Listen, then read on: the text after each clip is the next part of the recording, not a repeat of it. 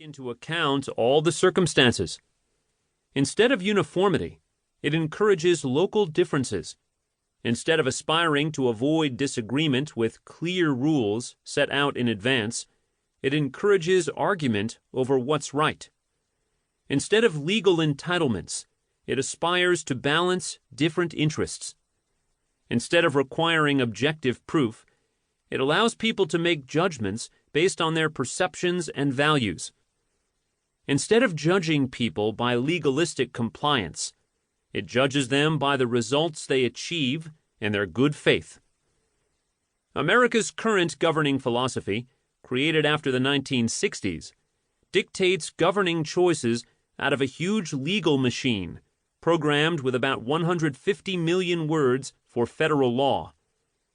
Its one virtue, at least to people in Washington, is that it absolves them from having to take responsibility for how things actually work.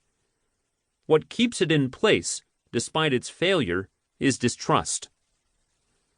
America's two political parties are mighty engines of distrust.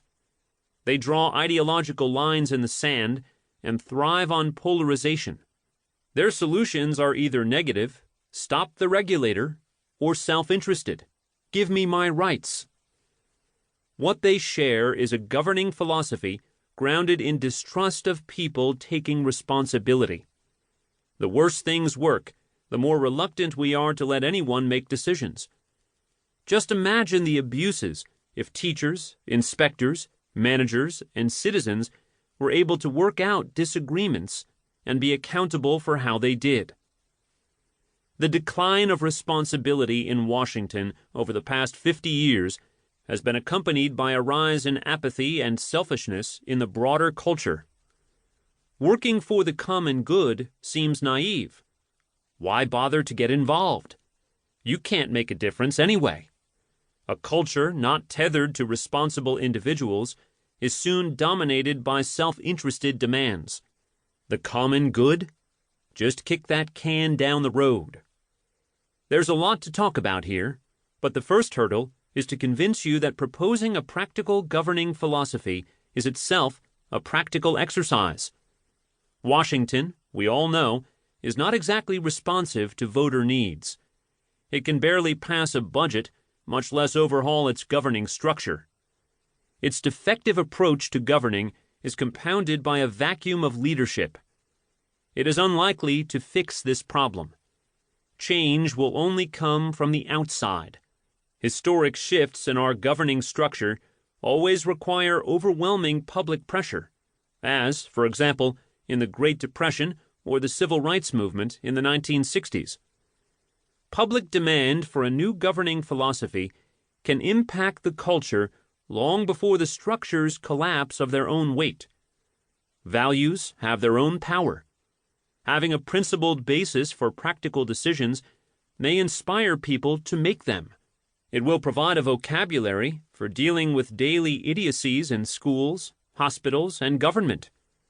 Today, people are awash in endless rules and legalisms, without any principled basis for getting to a reasonable solution.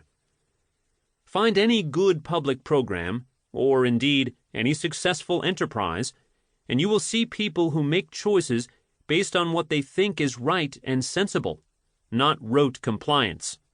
Embracing a public philosophy of practical responsibility will bring these outlaws out of the shadows and up on a pedestal of legitimacy and honor. It will encourage others to follow their lead. Americans can act like Americans again.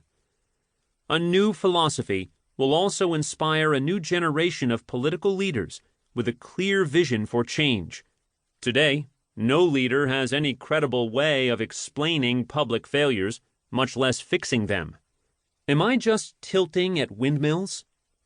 I've written about the failures of modern government in my prior books, and, in The Rule of Nobody, described how a rigid conception of the rule of law removes the human authority needed to make common choices.